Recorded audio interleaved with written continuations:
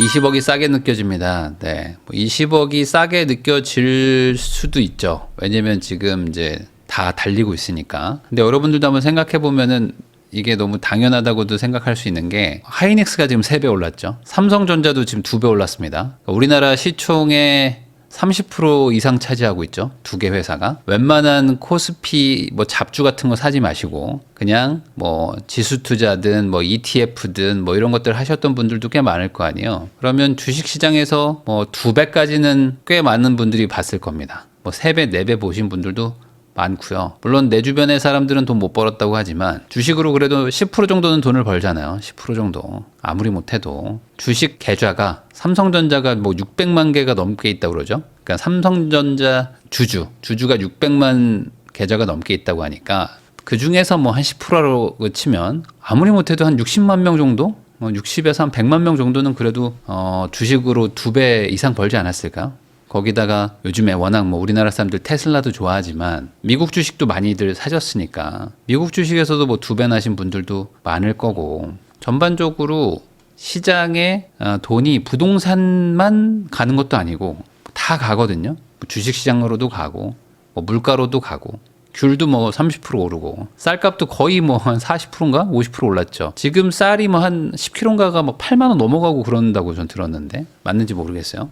그러니까 그만큼 지금 뭐 돈의 가치가 많이 하락하고 있는 상황입니다. 그러니까 돈의 가치가 떨어지기 때문에 당연히 돈으로 환산되는 집값은 올라가는 거죠. 여러 가지들을 고려해 보면 집값은 규모가 커서 그렇지 40억짜리가 50억 되면은 25% 오른 거죠. 25%. 근데 삼성전자는 5만 원에서 10만 원 됐으니까 2배 오른 거잖아요. 그러니까 2배 오른 건 당연한데 25% 오르는 거는 말도 안 된다라고 말하기에는 돈이 풀리기도 많이 풀렸고 소위 말해서 부동산은 있는 사람들이 하는 판이다 라고 하다 보니 내가 그 판에 못 끼니까 저게 말도 안 된다고 말씀들을 하시는데 사실 있는 사람들끼리는 또 그거를 가지고 또 거래를 하잖아요.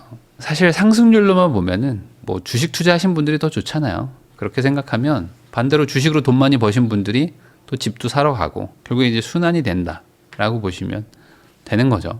환율 하락으로 집값이 상승한 거예요. 뭐 이렇게 얘기하시는 분들도 요즘에 있더라고요. 그러니까 7년 전에 최저임금하고 지금 최저임금이 거의 한 40% 올랐거든요. 거의 50% 가까이 올랐는데 환율이 한 40% 이상 올라버리니까 그게 그거다. 달러 기준으로 보면은 7년 전 달러 기준 최저임금이나 지금 달러 기준 최저임금이나 똑같다. 이런 얘기들 합니다.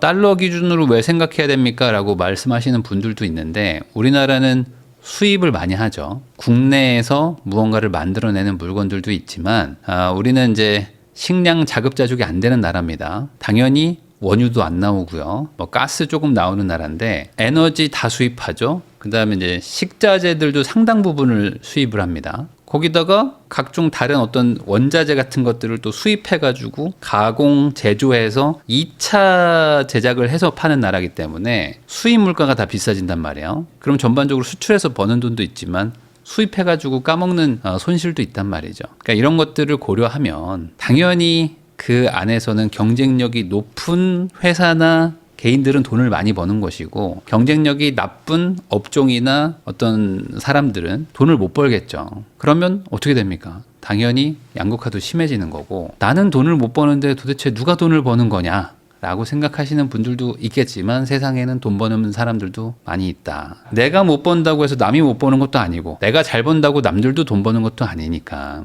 이런 상황에서 이제 인정을 좀 해야 될 것 같아요. 돈의 가격이 점점 싸지고 있다는 거에 대한 인정을 해야 그 다음에 뭔가 방법을 찾을 수 있는 거 아닐까요? 라는 생각이 듭니다. 항상 얘기하듯이 소유권을 가지고 있지 않으면은 부자가 될 기회 자체가 없습니다.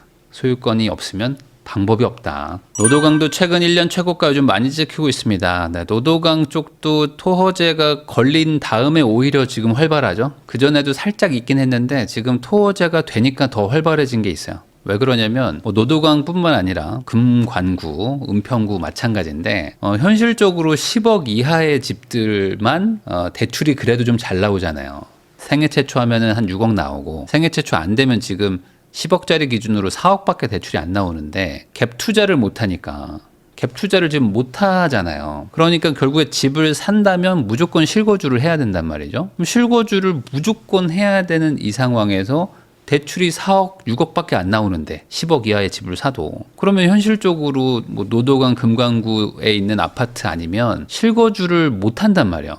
실거주를 못 하니까 어쩔 수 없이 집을 산다면, 그러니까 집을 아예 안 사시고 전월세 가실 거면 모르겠는데 집을 산다면 내가 갈 수 있는 돈으로는 딱 정해진 게 뭐 노도강, 뭐 이렇게 서울 외곽지밖에 못 갑니다. 그런데는 아직도 뭐 5억에서 7억짜리 아파트들도 많이 있고, 뭐 33평을 고집하지 않으면 20평대를 고집하면 진짜 나쁘지 않은 역세권에도 5억짜리 아파트가 많이 있거든요. 그럼 5억짜리 아파트면 대출도 40% 나오니까 대략 한 2, 3억까지도 나오죠. 그 생애 최초면. 그러면 이제 맞벌이로 둘이서 한 몇 년 모은 사회 초년생급의 부부들은 충분히 매수가 가능하단 말이에요. 그 사람들이 그걸 왜 사냐? 아니, 안 산다고 답이 있는 게 아니잖아요. 안 산다고 해도 뭔가 전월세가 안정이 되면 거기 가서 이제 전월세 살면서 돈을 모을 텐데, 이건 그냥 돌아가는 꼴만 봐도 지금 전세를 구할 수가 없단 말이에요. 전셋집 조금 괜찮다 싶으면 엄청 비싸고, 그럴 거면 그냥 집 사자라는 수요가 늘어나고 있는 게 아닌가 라는 생각이 좀 들고, 그래서 오히려 이제 10억 이하의 집들도 거래가 좀 활발하고, 상대적으로 30억대 넘는 어차피 규제 있던데 그런 데들은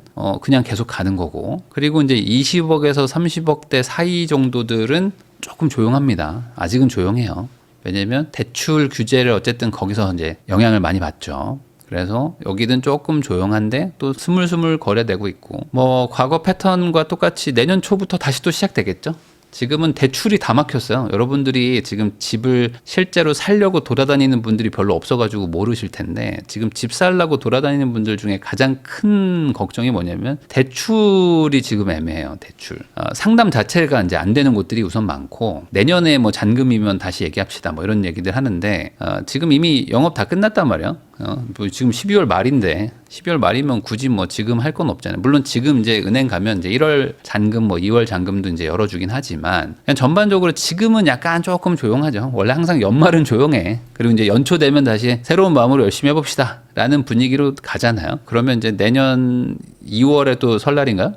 2월이 또 설날이죠. 그러면 2월쯤 되면 본격적으로 다시 스타트를 하지 않을까 라는 생각도 좀 들고, 지금 집을 사는 분들은 좀 재건축 단지들, 재건축 단지들 사는 분들이 조금 있습니다. 왜냐면 그분들은 재건축 쪽에서는 약간 금매들도 조금씩 나오거든요. 요 금매도 이제 10월달, 11월이 좀 많이 나왔고, 12월 되니까 이제 금매들이 많이 정리는 됐어요. 왜냐면 투기과열지구가 갑자기 이제 묶이면서 순식간에 그 조합 물건이어서 못 팔게 되는, 뭐 이제 관처받아서 못 팔게 되는 이런 물건들 때문에 이제 금매들이 좀 나왔었는데, 그것도 이제 뭐 어김없이 시간 지나면서 매수가 다 끝났고, 지금 진짜 몇 개 없는데 그거 좀 살려고 하시는 분들 있다. 1, 2월 준비 중입니다. 아니죠. 1, 2월에 집 사실 거면 지금 사야지. 다들 1, 2월에 대출 나올 거라고 생각하고 지금 기다리고 있기 때문에 그때 가면 또 못 삽니다. 집을 사실 거면 지금 돌아다니면서 빨리 사야 되는 게 맞고요. 잔금을 좀 뒤로 밀어놔야 되겠죠.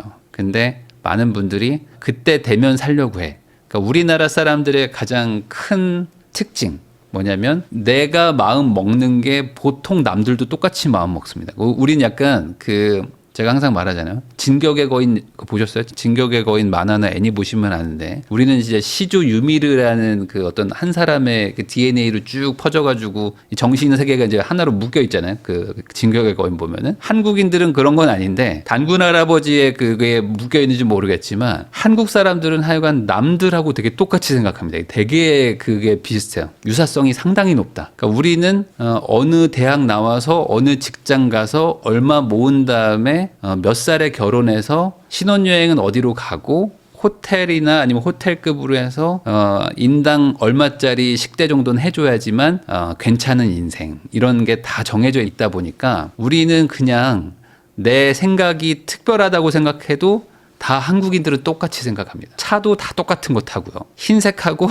은색하고 사잖아요, 우리는. 그리고 조금만 튀는 행동하면 그냥 사람들이 막 비난하고 손가락질하죠. 한국인들은 되게 똑같아요. 균질성도 높고 유사성도 높고. 다들 지금 내년 1, 2월에 집 사야지 이러고 있을 겁니다. 다 그러고 있어 지금. 그래서 막상 1, 2월 되면 못 산다. 못 삽니다. 그때 가면 못 산다. 뭐지? 12월까지만 해도 조용했는데 갑자기 1, 2월에 왜 이렇게 매물이 없죠? 왜? 다 똑같은 마음이어서 그렇습니다. 다 똑같은 마음이야 지금. 우리나라 사람들 되게 신기합니다. 누가 사지 말라 그러면은 끝까지 안 사. 그러다가 누가 사라고 그러면 다 사. 진짜 신기합니다. 제가 항상 얘기하지만 제 지방 강연 같은 데 가면 아마 제가 1월 달에도 또 강연을 갈 거거든요. 지금 부산하고 평촌하고 영등포하고 뭐 이렇게 지금 몇 군데 지금 잡아놨는데 부산에도 제가 작년에 가가지고 부산 이제 시작인데 조금 기다리시면 이제 본격적인 타이밍 올 거다 뭐 이런 얘기 하고 창원 갔을 때도 지금 빨리 창원 사라. 창원 지금 사야 된다 막 얘기했었었는데 절대 안 사. 사람들이 막 절대 안 산다고 막 그랬거든요. 창원 분들이 창원 집을 안 산다고 막 그랬어요. 근데 요즘에 창원에 계신 분들 어떻습니까? 창원 집 요즘 막 장난 아니에요. 분위기 완전 지금 또 뜨거워요. 막 이런 얘기 하잖아요. 사람들이 대세를 따르는 성향이 있습니다. 한국인들은 대세를 따라요. 그래서 대세적으로 이거는 아니라고 누가 이렇게 뭐 정해준 건 아닌데 이 단군 할아버지의 이 싱크가 다 이제 엮여 있어. 그래가지고 어쨌든 이게 한국인들이 이건 아니래. 그러면 안 해. 안 하다가 이거래 하면 다 갑니다. 그래서 뭐 2차 전지다 하면 2차 전지로 다 가고 뭐 예를 들어 지금 반도체다 그러면 반도체로 다 가고요. 테슬라라고 하면 테슬라 막 다 가고 막 그래. 맨날 그러면 엔비디아라고 하면 엔비디아 다 가 있고 뭐 이렇습니다. 이번에도 마찬가지다. 내년 연초 되면 다시 또 뜨거워질 수밖에 없고 사실 지금 이미 전세 나는 시작이 됐고 전세 상승률이 지금 가파릅니다. 가파르게 지금 올라가고 있는데 최근 전세 상승률이 아마 0.5% 정도 될 겁니다. 그럼 0.5에다가 52주 곱하면 1년에 전세가 25% 오르는 수준이라고 보시면 돼요. 단순 계산하면 전세가 25%가 1년 만에 오른다? 어마어마한 거죠.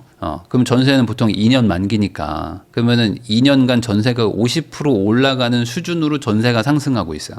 그러니까 얼마나 가파른 겁니까? 이런 거에 대해서 많은 분들이 또 그런가 보다 하고 있다가 막상 이제 자기 전세 만기 돌아올 때 깜짝 놀라는 거죠. 우리 동네가 이렇게 많이 전세가 올랐다고? 왜요? 저희 동네는 하나도 안 올랐는데요. 그런 동네도 당연히 있죠. 근데 그런 동네에 살고 계신 분들은 돈 모아서 내가 살고 싶은 동네로 갈 거잖아요. 그 가고 싶은 동네는 지금 어김없이 전세가 다 올랐습니다. 우리 동네는 안 올랐는데 내가 가고 싶은 동네는 어김없이 지금 전세 다 올랐고 매매도 올라가 있는 상태입니다. 그럼 어떻게 되겠어요? 결국에 내 입장에서는 안 좋은 거죠. 내가 가고 싶지 않은 동네는 잠잠한데 내가 가고 싶은 동네는 막 올랐으니까 결국에 난 손해본 거잖아요. 미리 갔으면 됐는데. 안녕하세요. 내년 2월에 전셋집 들어갈 예정입니다. 전세자금 대출 금리를 고정 3.8, 변동 3.5 나오는데 뭐가 나을까요? 그리고 지금 환율 보면은 조금 무리해서 집을 사는 게 나을까요? 지역은 평택입니다. 기본적으로 요즘에 이제 고정과 변동 중에 뭘 골라야 됩니까? 라고 얘기하시는 분들이 많은데 과거에는 기본적으로 변동을 골랐습니다. 왜냐하면 금리의 변화가 그렇게 급격하지 않거든요.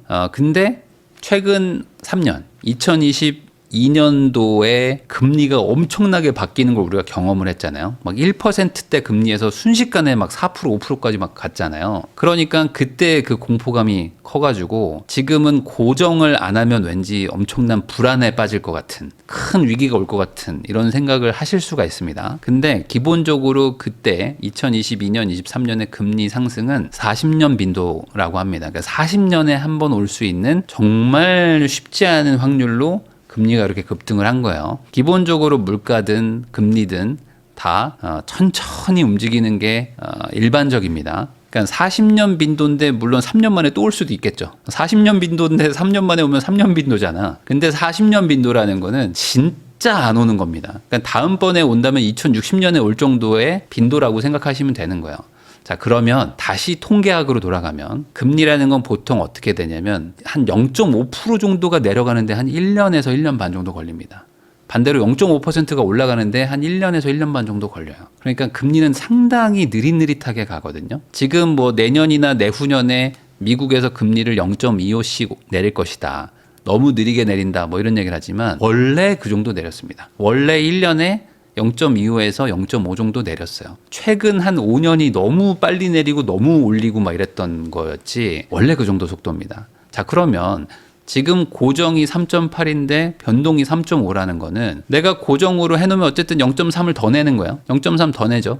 근데 여기서 내가 금리가 내려가면 어떻게 됩니까? 금리가 내려가면 변동은 어쨌든 3개월이든 6개월이든 계속 바뀌니까 이득을 보는 거죠. 그러면 고정인데 이득을 보려면 어떻게 됩니까? 지금 금리가 3.8이니까 이미 난 0.3 더 내고 있는데 이게 한 6개월 안에 금리가 막 튀어 올라가야 돼. 올라가서 0.3 올라가도 본전이니까 최소한 0.5에서 0.7, 뭐 1% 이상 올라가 주면 고정 내는 것보다 변동이 더 손해겠죠. 그러니까 지금 고정으로 변동보다 유의미하게 이득을 보려면 금리가 0.5 이상 1.0 정도 순식간에 튀어 올라가 줘야 됩니다. 2년에 0.5 정도 올라가는 거는 사실 이미 0.3 더 내는 고정금리 입장에서는 이득이랄 게 하나도 없잖아요. 자, 거기다가 우리나라 이제 그 중도 상환 수수료가 많이 낮아졌습니다. 그래서 이제 금융권하고 개인하고 반반 또 나눠내기 때문에 예전 같으면 보통 중도 상환 수수료를 막 1%, 막 1.2 뭐 이렇게 내니까 섣불리 그 갈아타기도 힘들었는데 최근에는 갈아탈 만도 합니다. 그러니까 여러 가지를 고려하면은